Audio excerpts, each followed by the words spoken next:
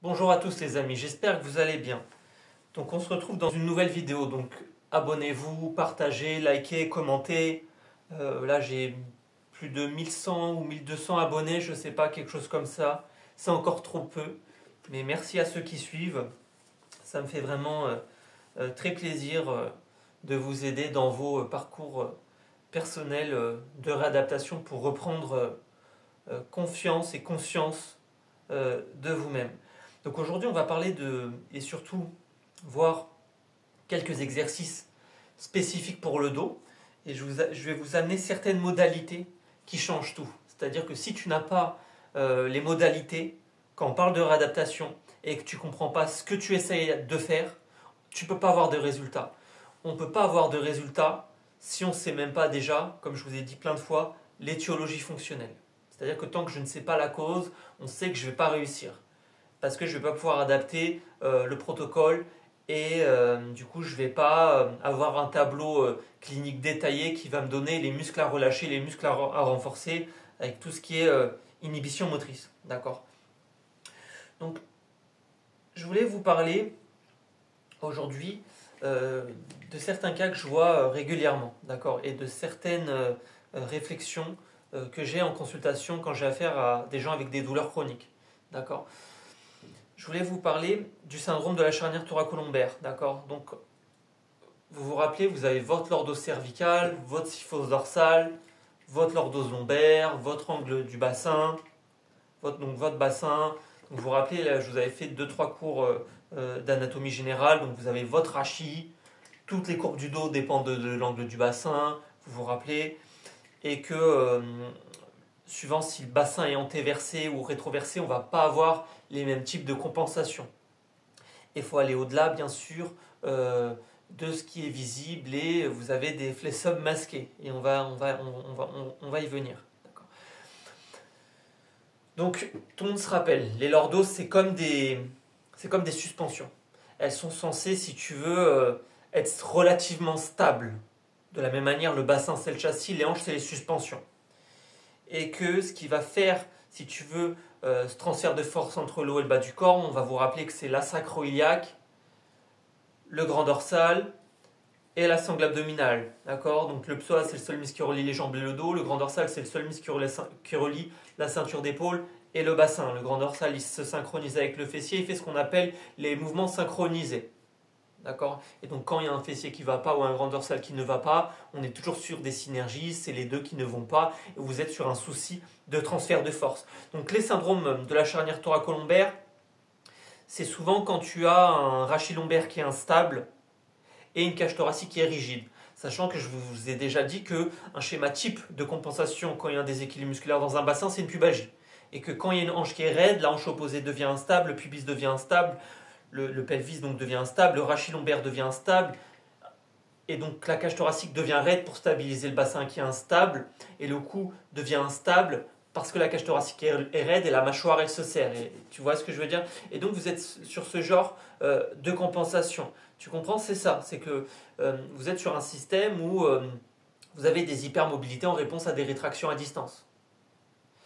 Et que si la hanche elle merde, l'épaule elle merde, l'épaule elle merde, la hanche elle merde. Vous êtes sur des interrelations articulaires hanche-épaule, épaule-cou.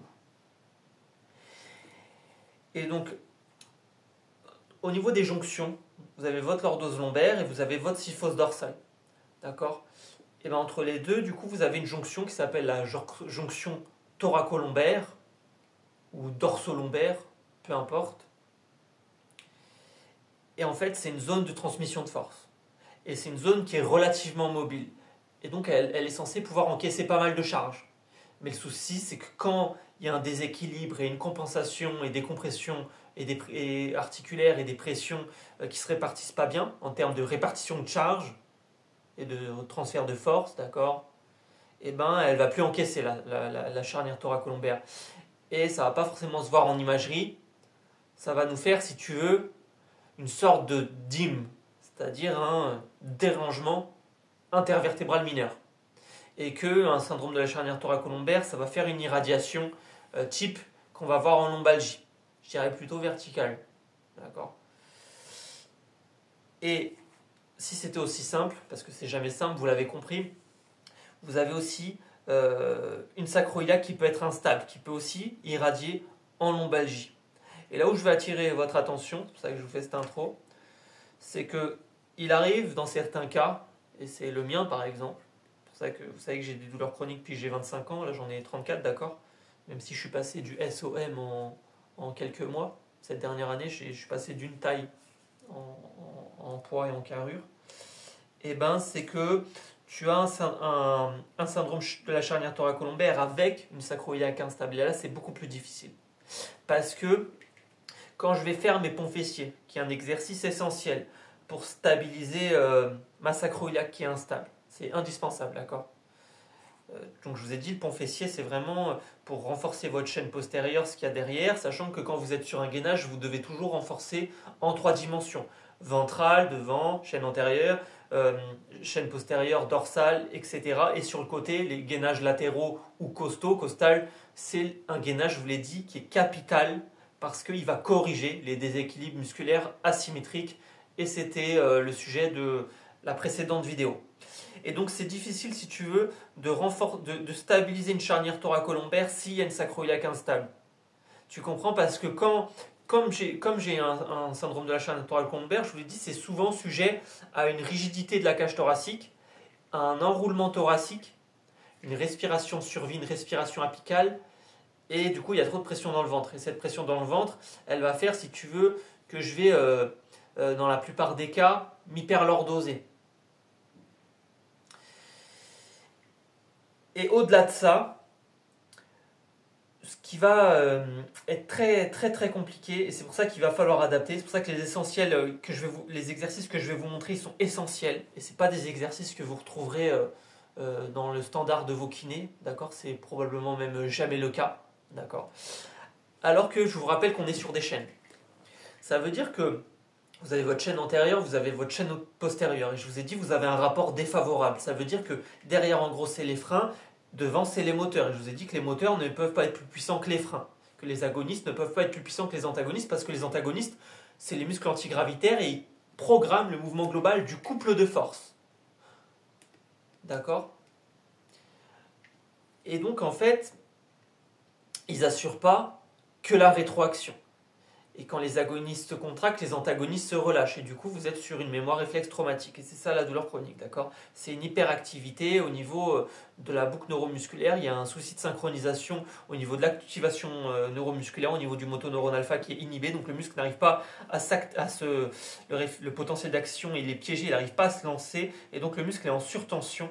Et donc il ne peut pas revenir en arrière. Parce que je vous ai dit, le muscle est un activateur unidirectionnel qui n'a pas de marche arrière. Et donc, quand vous renforcez une chaîne, c'est toujours au détriment d'une autre. Et donc, une pathologie, elle va subvenir à la suite d'un mouvement qui est répété. Il n'y a pas de faux mouvement, le faux mouvement n'existe pas. C'est le manque de variation, le souci. Et que, c'est, vous savez, un peu le même... je grossis le trait, hein, je grossis le trait, je fais des... C'est pour que vous compreniez la métaphore que j'amène, d'accord? Donc je simplifie vachement. Mais en gros, dans votre cerveau, vous avez un homunculus, c'est-à-dire une représentation de votre corps en termes de carte mentale. Qu'est-ce qui fait partie de moi? Par exemple, pour vous donner une anecdote, les pianistes, ils ont des mains dans l'homunculus, dans leur représentation mentale, qui sont surdéveloppées. Parce qu'ils font que ça. De la même manière, j'imagine qu'un footballeur ou quelqu'un qui est habitué à se servir d'un membre ou d'un autre, il va avoir cette zone de l'homunculus spécifique qui est surdéveloppée. Par exemple, je vous ai dit cas intéressant, les aveugles de naissance, même s'ils naissent sans vue, d'accord, on voit que quand ils lisent le braille, c'est le cortex visuel qui s'allume quand même. Donc c'est la zone de la vue dans le cerveau qui s'allume même s'ils n'ont pas d'yeux. Et qui voient littéralement avec ce sens du toucher. À quel point le cerveau, je vous ai dit, il est flexible et il est capable de faire de la synesthésie, c'est-à-dire il est capable de mélanger les sens. Concrètement, le cerveau, il est capable tout à fait de voir les sons et d'entendre les couleurs. Je sais que ça peut sembler complètement fou, mais si, il est totalement capable. Parce que tu vois bien que le mec lit du braille et il voit quand même, il arrive à faire un peu comme Daredevil en gros. Tu sais, pour ceux qui ont vu le film, ça pleut et il continue de voir. Bref, donc il va falloir jouer, si tu veux, sur cette flexibilité, comme toujours. Donc là, je vais attirer votre attention. C'est que je vous ai dit que si vous renforcez votre chaîne antérieure, de la même manière que votre chaîne postérieure, de manière équivalente, et que vous arrêtez de faire des exercices. Par exemple, tu sais que la chaîne antérieure elle va garder les acquis beaucoup plus longtemps que la chaîne postérieure. Que les agonistes, c'est une qualité de fibre qui est relativement plus facile à travailler parce qu'elle est relativement plus endurante. Enfin, c'est pas qu'elle est plus endurante, c'est qu'en fait, les muscles du dos sont sursollicités et qu'en fait, vous êtes sur un ratio défavorable. C'est que, en fait, à force de faire les mêmes mouvements, surtout quand vous êtes sur des mouvements de contrôle moteur fin où vous allez faire appel à vos muscles mobilisateurs, les muscles stabilisateurs, vous allez les mettre de côté. Donc, je parle de musculature profonde. Et donc, je regardais ma vidéo que je vous ai faite sur le corps, le CORE, le centre. Tant que vous n'avez pas de centre de recrutement de la musculature profonde, transverse, périnée, multifide, avec cet engagement préalable, je vous ai dit qu'un muscle qui change de vitesse et la vitesse du muscle change sa force. Et donc, s'il y a un retard de contraction du transverse, tu sais que peu importe la pathologie musculo-squelettique, tu ne vas pas stabiliser. Et qu'un corps qui est faible, je vais le payer au cou, au pied, à l'épaule, etc. Dans la périphérie. Si je n'ai pas mon noyau, je vais le compenser dans la périphérie par des mouvements parasites. D'accord? Est-ce que c'est clair? C'est pour ça que je vous ai dit, le meilleur exercice de prévention de blessure, ça reste le gainage. Le souci, c'est que ce n'est pas aussi simple.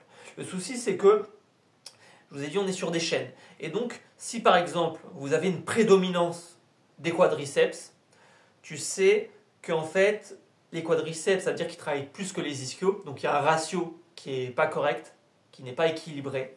Parce que vous avez besoin d'avoir un ratio équilibré, ni trop ni pas assez, avec une bonne coactivation. Et donc quand un muscle merde, le frein, le moteur merde, les deux merdent en même temps. Donc, en général, j'ai pris pour habitude, quelle que soit la prédominance, de travailler le couple de force dans son entièreté, mais de manière plus ou moins spécifique. Par exemple, si vous avez une prédominance des quadriceps, moi en général, les quadriceps, vu que c'est des muscles, vous avez compris, qu'ils ont, vu que c'est des muscles qui ont tendance à être hyperactifs assez facilement, comme le psoas, d'accord. Je vais plus les travailler, si tu veux, en contraction flash, les quadriceps. Alors que les ischios, je vais les travailler en excentrique parce qu'ils sont raides, faibles, souvent. Et surtout, je vais les travailler en contracté relâché. Parce qu'il faut les renforcer et les relâcher en même temps. D'accord. Et en tout cas, si par exemple tu as des prédominances des quadriceps, que les quadriceps sont hyperactifs, tu sais que ça risque de surcharger le psoas déjà, parce que le quadriceps, c'est un fléchisseur de hanche. Donc si le genou merde, la hanche elle merde, d'accord, que ça soit clair. Si le genou merde, la hanche elle merde, le bas du dos il merde, parce que dans les fléchisseurs de hanche, je vous ai dit, vous avez le quadriceps, le droit antérieur, le droit fémoral, d'accord, spécifiquement, qui traverse la hanche. Vous avez le psoas, qui est un fléchisseur de hanche, et vous avez le carré des lombes, les lombaires. Donc je vous ai déjà dit, le bas du dos, c'est pas le dos, c'est déjà le muscle le plus profond de l'abdomen et c'est un fléchisseur de hanche. Donc le bas du dos, c'est déjà la hanche. Donc c'est pour ça que je dis tout le temps, en fait, on devrait avoir des écoles de la hanche plutôt que du dos. Arrêtez de nous saouler, d'accord?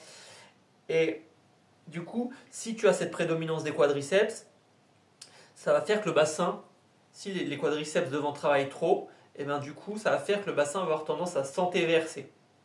Et cette antéversion, malheureusement, elle va faire une hyperlordose. Et elle va, si tu veux, désaligner, faire un désalignement au niveau de mon centre de l'équilibre, d'accord? De mon centre.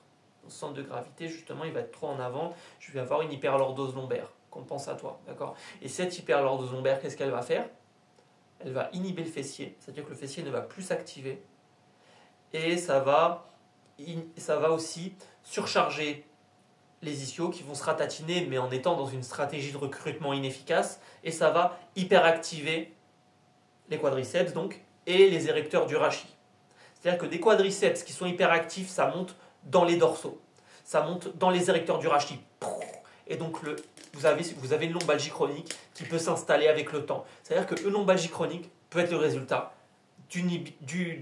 d'un souci de coactivation et de ratio de chaîne au niveau de la chaîne quadrischio. Parce que si vous n'avez pas la coactivation quadrischio, vous n'aurez pas la coactivation psoas fessier, ou en tout cas pas de manière optimale. Et dans tous les cas, je ne vais pas pouvoir récupérer mon psoas et mon fessier si je les travaille indépendamment de mon quadri et de mes ischios. C'est pour ça que j'ai pris pour habitude de travailler le quadri, l'ischio, le psoas, le fessier, toujours ces deux couples de force de manière spécifique dans un travail de gainage global et de stabilisation globale. Je ne sais pas si vous comprenez un peu ce que je veux vous dire. C'est que Les abdominaux, leur rôle, c'est de ramener le bassin en arrière et c'est de stabiliser la colonne lombaire. Et ils travaillent avec le psoas pour stabiliser cette colonne lombaire. Et le souci, c'est que si le psoas ne va pas, le fessier ne va pas. Parce que le psoas, c'est le moteur, le fessier, c'est le frein.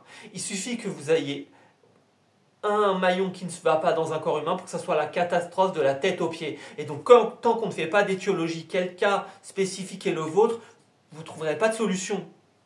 Parce qu'il y a un problème qui est que le vôtre. Votre morphologie, c'est que la vôtre. Votre génétique, c'est que la vôtre.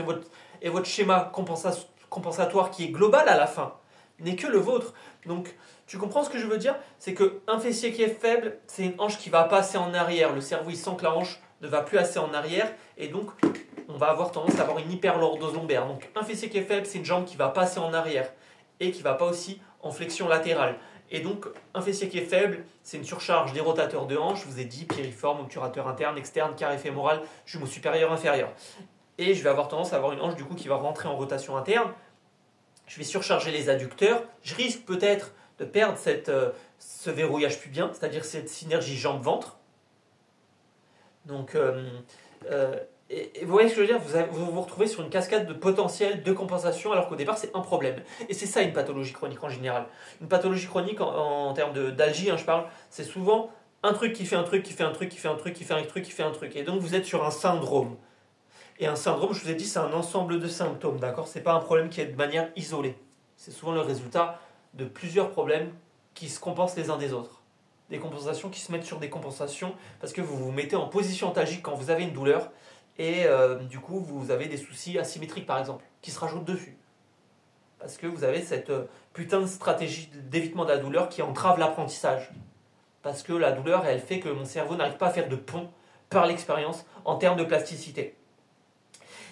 Et donc voilà, n'oubliez pas ça, que si vous avez des genoux qui vont avoir une prédominance au niveau quadriceps, et ben du coup je risque d'avoir un flessum sur mon genou, c'est-à-dire que mon genou il n'a pas l'extension complète, il est un peu bloqué en flexion comme ça, il n'a pas l'extension complète, ça risque souvent d'être une prédominance des quadriceps. Et du coup, je vous ai dit que ça va faire que le fessier, je ne vais pas pouvoir l'allumer avec mon cerveau. Donc, j'ai beau renforcer mon fessier à l'infini, je ne vais pas le repercevoir tant que mes quadrilles surchargent mon psoas et tant que mes quadrilles font que mon bassin s'entéverse de manière artificiellement et que cette gravité, du coup, ce n'est plus la bonne. Mon centre de gravité, mon corps n'est plus dans le bon alignement. Je vais avoir des érecteurs du rachis qui travaillent tout le temps, qui sont hyperactifs. Et le cerveau va avoir l'impression que je tombe en arrière tout le temps. Et donc, il ne va jamais se relâcher. C'est pour ça que même le sommeil, le dos ne se repose pas quand il y a une hyperactivité au niveau des quadriceps par exemple et du psoas. Vous comprenez? Si je m'allonge, ça tire dans le bas du dos, c'est le psoas, d'accord? Et vous êtes sur la putain de chaîne d'extension. C'est-à-dire c'est les orteils, le quadriceps, la chaîne d'extension c'est les orteils, ça passe dans le quadri comme ça, hop, et ça passe pas dans le fessier, ça remonte tout derrière. Ça fait hop comme ça et ça remonte derrière.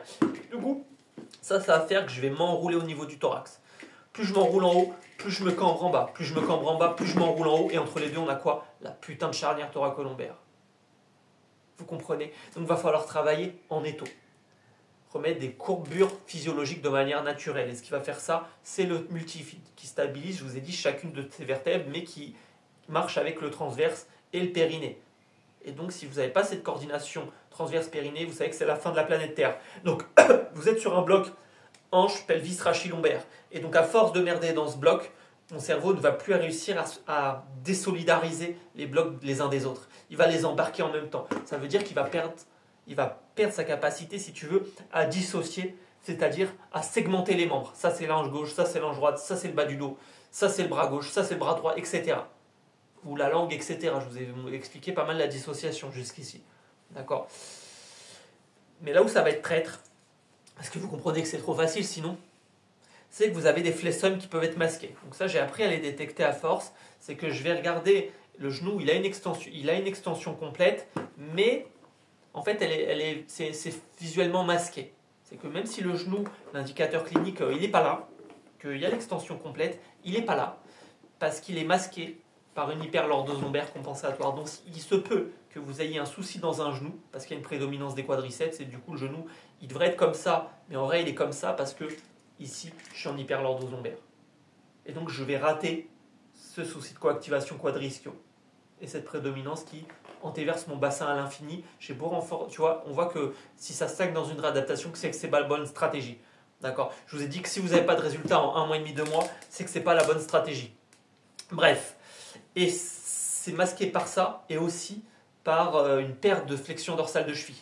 Si je peux pas faire ça, tu sais que le genou, bah, en fait, ça risque de masquer aussi un flessum qui ne se voit pas. Le fait de ne pas avoir de flexion dorsale cheville, je me suis aperçu que ça a caché beaucoup de flessum au niveau des genoux. Donc ça, c'est quand vous avez une prédominance des quadris. Si vous avez une prédominance des ischios et que eux travaillent trop, sont plus puissants que les quadris, d'accord, bon, c'est plus rare, hein, mais c'est possible. Ça m'arrive vachement moins, mais c'est possible. Vous savez que le bassin va avoir plus tendance à faire une rétroversion. D'accord, va plus avoir tendance à faire une rétroversion quand les ischios sont trop puissants. Et dans tous les cas, vous avez des soucis où le bassin va se retrouver en conflit postural. C'est-à-dire que vous pouvez avoir très bien des quadris et des ischios qui sont tous les deux faibles. Et qu'à la fin, vous avez un bassin qui est antéversé mais projeté en avant quand même. Et vous avez ce qu'on appelle un déjettement antérieur. D'accord ? Avec ce gros ventre et cette posture comme ça. D'accord ? Avec une tête qui tourne moins d'un côté que de l'autre parce que vous êtes souvent sur un syndrome croisé supérieur là-haut avec un bassin qui se casse la gueule. D'accord ? Donc s'il y a une torsion dans le bassin, je vous ai dit qu'elle n'est pas physiologique, je vous ai dit 50 000 fois que c'est une pubalgie, que vous avez 5 formes de pubalgie, il serait temps de les connaître et il serait temps de savoir à quoi on a affaire, sachant que la pubalgie elle est multisite, je vous ai déjà dit, péripubien ou péripelvien, donc psoas adducteur, conflit de hanche, hernie inguinale, pince mixte, d'accord ? Et que malheureusement vous avez souvent des choses qui passent sous le radar, pourtant qui sont très faciles à voir, hein, comme des syndromes de l'essuie-glace, ou des syndromes rotuliens, ou surtout une incapacité à recruter dans une stratégie efficace le psoas, parce qu'il subit son environnement. Donc, je vous ai déjà dit, le psoas il a plus tendance à subir l'environnement. Et souvent, il m'arrive de tomber sur des... J'ai un dos comme ça, hein, de toute façon, sur des faux dos plats. Donc un faux dos plat, c'est une notion clinique qui décrit une posture ou une apparence de rachis lombaire visuellement droit, rectiligne, mais qui n'est pas réellement un dos plat. Sur le plan biomécanique ou structurel, c'est une illusion posturale, souvent liée à des compensations musculaires ou à des adaptations fonctionnelles. Donc c'est très important cette notion, c'est pour ça que je vous l'amène. Le faux dos plat, c'est le caméléon du rachis. Il mime la rectitude, le fait d'être droit. C'est pour ça que vous voyez que des fois des gens sont droits mais ils ont quand même mal au dos, ça veut rien dire, hein. Mais cache des tensions, des inhibitions motrices, d'accord, qui sont sous-jacentes, et des déséquilibres. Donc en fait, souvent, c'est causé par des inhibitions musculaires, c'est-à-dire des muscles qui ne s'activent pas correctement, comme les lombaires, le multifide, encore une fois, le psoas, ou des hypertonies compensatrices, les ischio-jambiers, les abdominaux profonds, donc c'est-à-dire le transverse, etc. Et on arrive toujours sur ce bassin qui se casse la gueule, en fait, hein. Et donc, ça va faire... donc c'est trompeur. C'est pour ça que je vous en parle, c'est super trompeur. Donc moi, j'ai appris maintenant à les voir de manière assez intuitive. Et en fait, ça va te faire... C'est qu'en fait, comme le bassin, il part en antéversion comme ça, il va faire que tu vas avoir une sorte de rehaussement là-haut. Et donc, même si ça ne se voit pas que tu es vraiment autant enroulé que tu l'es, c'est que ça fait comme une syphose dorsale majorée qui est comme figée. Donc, elle ne se voit pas vraiment, mais elle est là. C'est comme si ça soudait un peu là-haut. Et ça se voit pas. Et moi, j'ai un dos comme ça. Et c'est pas... On dirait que tout le monde s'en fout un peu, hein, d'accord ? Alors que tu sais que si tu vois quelqu'un avec ça, tu vas tout de suite regarder le quadrille, les ischios. Et surtout la chaîne antérieure, la chaîne postérieure, il est comment le ratio de force. Et on travaille les couples de force en même temps. Le quadrille, l'ischio en même temps. Le psoas, le fessier en même temps. Donc on renforce le quadrille, on renforce le fessier. On renforce les rhomboïdes pour éviter la surtension des scapulaires. On essaye de recentrer les omoplates. On remet une respiration tridimensionnelle qui est capitale en fait, hein, qui est un prérequis. Et on refait tout ce qui est contrôle postural, engagement près à la périnée transverse et respiration. Tous les prérequis, je vous ai dit, qui sont essentiels à reprendre le reste. Et on trouve des exercices qui soient doux et progressifs. D'accord. Donc... ouais, réfléchissez aux choses que je viens de vous dire. C'est que les exercices là que je vais voir avec vous, hein, ils sont spécifiques justement à votre type de prédominance. C'est pour ça que je vous ai dit, ils sont hyper importants. Donc, premier exercice tout simple que je vais vous montrer, que vous connaissez sûrement, mais c'est pas grave, c'est une valeur sûre. Il s'appelle Treat the Needle. Donc treat the needle, c'est de l'anglais. Hein. Vous vous mettez en quadrupédie à 4 pattes, comme ça, et vous faites tout doucement. Donc ça, c'est pour la mobilité thoracique, spécifiquement pour la charnière thoracolombaire, d'accord? Et vous revenez. Tac. Et vous revenez. Et ça, pareil, vous faites une petite minute, vous ne vous prenez pas la tête. Au mieux un petit mouvement que pas de mouvement du tout. Vous n'essayez pas d'aller dans l'amplitude maximale, il faut juste que ça ne fasse pas mal, mais il faut que ça bouge.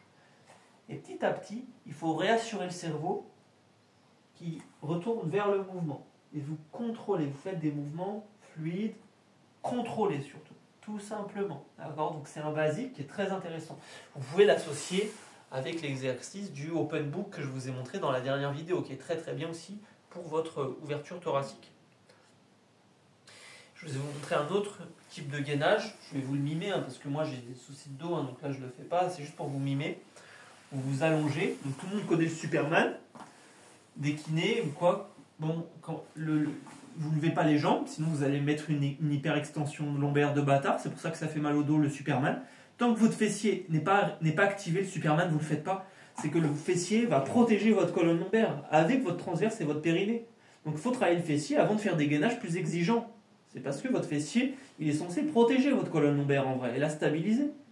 Donc travaillez le fessier avant de faire des gainages trop exigeants. Au moins préactivez-le. Il faut avoir la sensation. Donc si vous voulez faire un Superman modifié en W, c'est-à-dire pour ne pas mettre trop de charge, assurez-vous d'avoir un fessier puissant. Donc vous ouvrez un peu vos jambes, pas comme ça, mais vous les ouvrez un peu pour mettre pas trop de pression lombaire. Vous mettez vos mains sous le menton comme ça. Vous inspirez, périnée transverse, vous maintenez. Vous contractez votre fessier et vous levez votre tronc doucement. Et vous faites du renforcement thoracique. Et vous commencez petit. 3 ou 5 secondes, puis 10, puis 15, puis 20, puis 25, puis 30. Et vous faites des séries. Par exemple, 1 minute 5 fois. 30 secondes 5 fois. Soyez progressif. Donc tout le monde comprend cette consigne, elle est simple.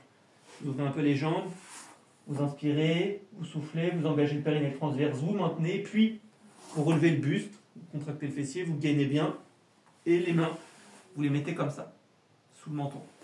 Vous ne faites pas encore vous faites pas encore comme celui-là. Celui-là, il est un peu plus exigeant. Je vous l'avais montré dans une ancienne vidéo, vous ne le faites pas.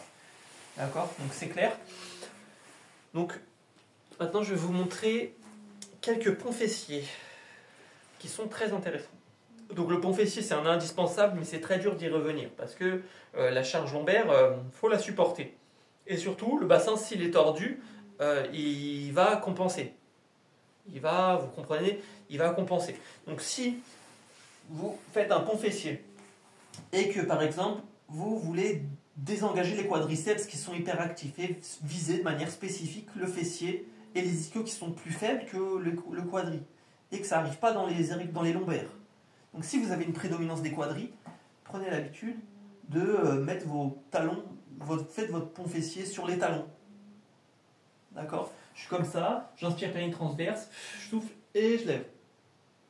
Hop, comme ça, le fait de me mettre sur mes talons, je vais empêcher l'inhibition de mon fessier, mais par contre, je vais désengager mes quadriceps et mes lombaires.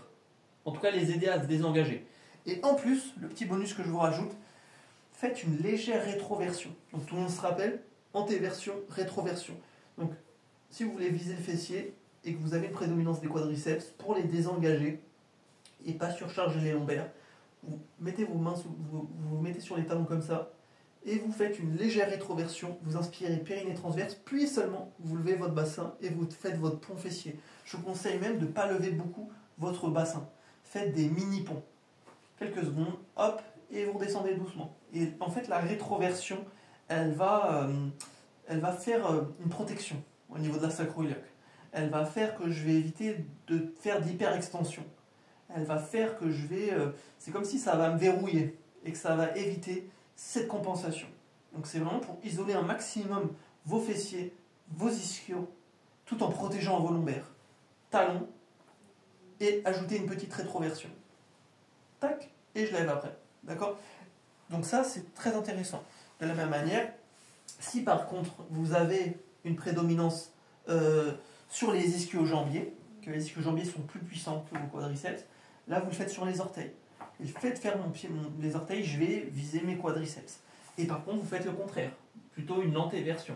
Hop, Tu vois, faites une légère antéversion et vous levez. Tu comprends? C'est que si je vais avoir un bassin qui est antéversé de manière non physiologique, quand je vais faire mon fessier, je vais faire une rétroversion qui est programmée dans mon cerveau pour aider à le réaligner.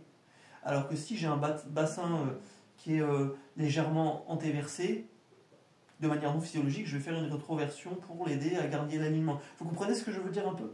Il faut aller vers la physiologie. C'est-à-dire que vous cherchez à combattre l'adaptation en remettant l'alignement physiologique. Ni trop ni pas, c'est équilibré. Et quand vous n'avez plus besoin de faire cette progression, de faire cette protection, c'est-à-dire de viser spécifiquement les talons, le fessier pardon, ou les quadris, et de mettre une petite antéversion, une rétroversion suivant la protection et éviter la compensation que vous voulez appliquer, suivant votre schéma moteur compensatoire qui est que le vôtre, d'accord? Et là vous le faites en global, c'est-à-dire en global, vous faites les pieds à plat, tout simplement. Et vous levez le bassin et vous essayez de, comme toujours, garder l'alignement, votre contrôle postural.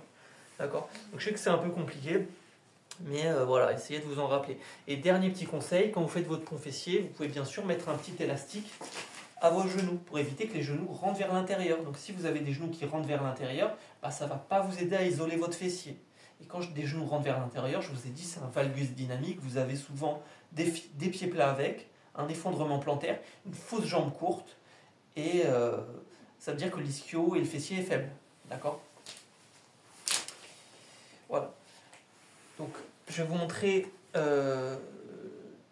quelques autres exercices debout, qui sont très simples, assis et debout, et voilà. Ok, donc je vous avais déjà montré du travail de rotation thoracique sur une chaise, donc vous vous rappelez, vous vous mettez à plat, je vous avais montré celui-là, d'accord, qui est très bien, classique. Je vais juste vous le modifier un peu, n'oubliez pas que vous pouvez tourner, je bloque ici, je tourne légèrement ici, et là je mets mon regard ici, pour travailler les muscles de mon cou, et je reviens, d'accord, je peux tourner ici, je tourne ma tête et je mets mes yeux ici. Hop, comme ça je travaille les muscles de mes yeux, etc. Pour récupérer des degrés dans le cou. Donc là, ce que vous pouvez rajouter, c'est vous mettez vos mains comme ça. Et là, vous faites un travail différent au niveau de la charnière. Donc celui-là, je vous l'avais montré, mais debout. Donc assis, vous pouvez le faire aussi. Comme ça, votre bassin, il va être stable. Tac. Vous revenez au centre. Donc vous mettez 3 secondes. Vous revenez au centre doucement. Tac. Et vous revenez doucement. Tout simple, d'accord? Donc je vais vous en montrer un autre qui est très très bien. Vous mettez debout, hop, voilà. Donc je vais vous en montrer un autre qui est très simple. Putain. Ok, donc je vais vous en montrer un autre. Vous mettez debout, pied largeur du bassin, etc. Donc là c'est pour muscler vos trapèzes. Clac, vous pliez, vous fléchissez légèrement les coudes. Et vous faites comme un oiseau. Et vous levez 10 secondes. Enfin 10 fois. Vous faites 10 mouvements. Donc pliez vos coudes légèrement. Vous pouvez fléchir un peu vos genoux pour ne pas surcharger les lombaires. Donc ça, vous renforcez votre dos sans mettre de poids. Et vous montez 10 fois. Regarde, je vous mets sur le côté, vous me verrez mieux. Hop. Tac. Donc ça, c'est quand vous avez une tête qui part en avant. C'est pour un peu fixer vos omoplates. Donc vous le faites comme ça, 10 mouvements. Et de la même manière, vous faites une petite rétraction thoracique. Et là, vous les bloquez 3 secondes. 1, 2, 3. Et vous relâchez. Et là, tu vois, il faut travailler les rhomboïdes, ce qui rapproche vos omoplates. Clac, ce qui les fixe derrière. Vous mettez comme ça. 1, 2, 3. Et vous relâchez. Ça, pareil, vous faites 3 secondes 10 fois. Puis 5 secondes 10 fois. Etc. Et vous augmentez, vous augmentez. D'accord? Donc, très intéressant aussi. Et dernière chose que vous pouvez faire, parce qu'il faut quand même gainer, je sais que le cou il est souvent instable, hein, d'accord? Si vous voulez gainer un cou de manière très douce, vous allongez par exemple sur votre table ou sur votre lit, vous mettez comme ça, vous croisez vos bras, vous laissez votre tête, vous mettez votre tête dans le vide au bord, et là vous gainez votre cou. 1, 2, 3, et c'est tout. Vous commencez petit. Une série, 3 secondes, 5 secondes, 10 secondes, vous augmentez le temps et la charge au fur et à mesure. Dans ce sens-là, et comme ça, bras long du corps, et là vous gainez votre cou. 1, 2, 3, et c'est tout. Là vous gainez votre cou. Et quand ça devient trop facile, vous augmentez le temps et vous pouvez même ajouter du poids. Tac, ici ou ici, vous comprenez, vous ajoutez du poids quand vous faites votre gainage pour votre tête. D'accord? Ok. Aïe aïe aïe aïe aïe. Ok les amis, je vais vous laisser, je vais monter ça. Et puis vous faites du mieux que vous pouvez. Et puis si je peux vous aider dans la vraie vie, vous savez très bien que vous pouvez me consulter. Et voilà, donc n'hésitez pas à me consulter. Moi, les inhibitions motrices, je peux les voir. Les schémas de compensation, je peux les voir. Les ratios de force, je peux les voir. Et voilà.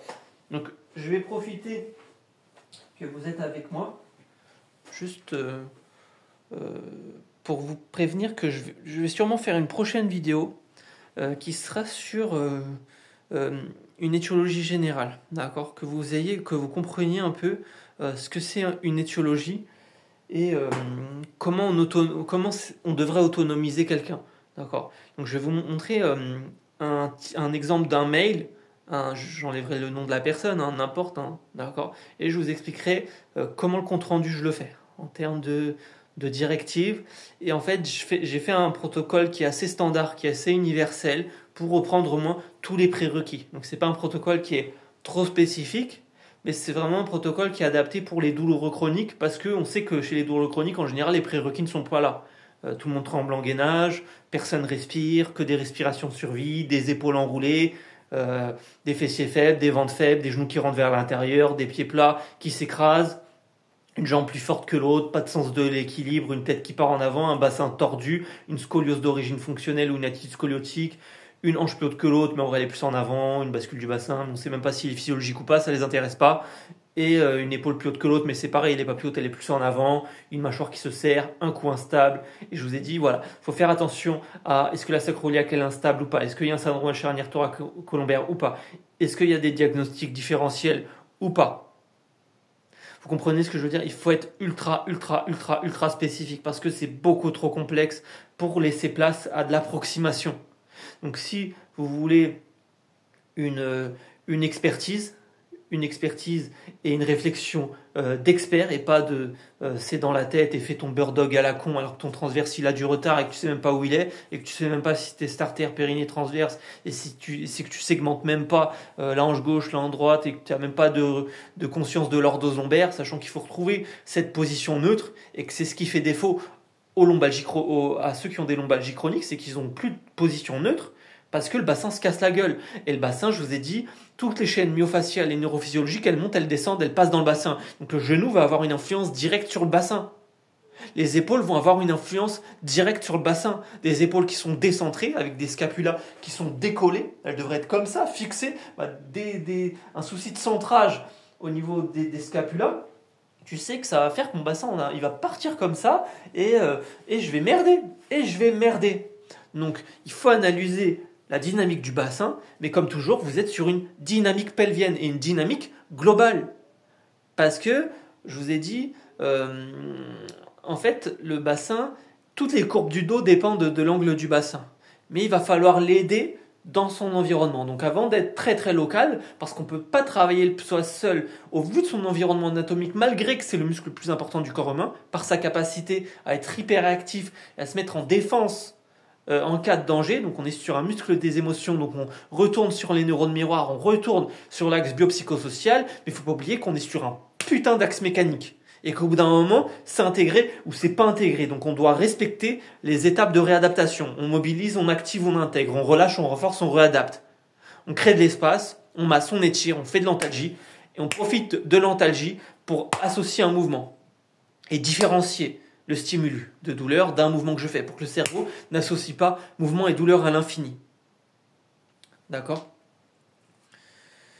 Donc j'espère que c'est assez clair, d'accord ? Donc n'hésitez pas à me contacter directement et je vous referai une petite vidéo d'étiologie peut-être dans le mois, d'accord ? Une petite vidéo théorique, là c'était un peu plus exercice. Donc j'espère que ça va vous aider à un peu comprendre et à trouver certains game changers. Il y a des exercices qui permettront de reprendre le reste. C'est que tant que vous n'avez pas certains prérequis, vous risquez pas de réussir. Et les prérequis, je vous ai dit, il faut être sûr de les avoir. Et donc il y a des indicateurs cliniques qui sont visibles et Ne pas les regarder, c'est s'exposer à l'échec. D'accord? Donc si vous n'avez pas de résultat en 1 mois et demi, 2 mois, c'est que la stratégie thérapeutique n'est pas la bonne. Donc au bout d'un moment, posez-vous les bonnes questions et cherchez à mieux comprendre pour adapter la meilleure réponse. Parce que votre cerveau doit faire des ponts par l'expérience. Et qu'il faut être le plus global possible. Parce qu'une pathologie, elle touche tous les systèmes, elle est multisystémique. Donc la réponse que vous devez apporter, elle doit être forcément globale. Mais elle doit dépendre d'une étiologie fonctionnelle, d'origine fonctionnelle la plus détaillée et avec les hypothèses les plus plausibles possibles. Et en plus, ces putains d'hypothèses, elles sont souvent associées. De mon expérience, une douleur chronique, c'est jamais un truc. C'est tout le temps un truc qui a fait merder un truc, qui a fait merder un truc, et après, tout le monde est sur des systèmes qui s'auto-freinent les uns les autres et qui s'auto-merdent. Donc vous êtes sur des boucles où chaque système entretient la défaillance de l'autre et ça s'auto-alimente et vous êtes sur la spirale. Donc il faut sortir de la spirale. Et souvent, il faut agir de manière contre-intuitive. Je vous ai déjà dit, les anciens ostéo anglais disaient traiter le problème secondaire et le problème primaire va se traiter de lui-même. Et c'est ça qu'il faut faire. C'est que souvent, quand il y a un souci, récemment j'avais quelqu'un avec un gros problème de cou, malheureusement, et son cou, je voyais qu'on ne pouvait pas trop y aller encore. Que tant que le thorax il est bloqué, que c'est un bloc et qu'il n'y a pas de mobilité thoracique et qu'il n'y a pas de respiration, on se doute que le cou il va prendre dans sa gueule et que je ne vais pas pouvoir le mobiliser normal. Donc avant de travailler le cou, moi j'aurais tendance à travailler le thorax, la respiration et l'épaule. Parce qu'une épaule qui s'enroule, c'est une tête qui part en avant, une tête qui tourne moins d'un côté que de l'autre. Tu sais que c'est l'élévateur de la scapula, d'accord, qui est hypertonique et qui me bloque. Donc c'est l'épaule. Et pareil, si mon psoas, si mon bassin il n'arrive pas à encaisser, tu sais que la tension va monter, que la charnière thoracolombaire elle n'arrive pas à encaisser, tu sais que ça va monter, et vous pouvez avoir des surcharges comme ça au niveau des jonctions, que ce soit la cervico-dorsale ou la thoracolombaire. Donc il faut qu'il y ait ce transfert de force. Il faut qu'il y ait cette bonne transmission de force. Et donc il faut répartir les charges de manière le plus homogène possible. Donc il faut trouver quelle est votre physiologie propre. Qu'est-ce qui est physiologique, qu'est-ce qui ne l'est pas. Ce n'est pas une histoire de symétrie, c'est une histoire de mobilité. Donc il faut bien différencier une asymétrie de mobilité d'une asymétrie de mobilité. Et donc pour ça, on a des tests de force, on a des tests d'endurance, on a des tests, on contrôle la vitesse du muscle. Est-ce qu'il a du retard? Est-ce qu'il n'a pas de retard? Est-ce qu'il y a une sensation consciente? Est-ce que tu arrives à le lancer? Est-ce que tu dissocies? Est-ce que c'est pas autre chose qui se contracte à ce moment-là? Tu comprends? Il y a plein de moyens de s'interroger et de répondre à ces questions. Mais avant d'être très spécifique, il faut être super global et savoir de quoi on parle. Et que la maladie n'existe pas parce que dans le fond, bien entendu, c'est qu'une expression pathologique. C'est que le corps, il a ses raisons. Et qu'il faut l'écouter au lieu de chercher à camoufler le symptôme. D'accord? Donc faites-vous confiance les amis, step by step, essai-erreur, et bons exercices à tous.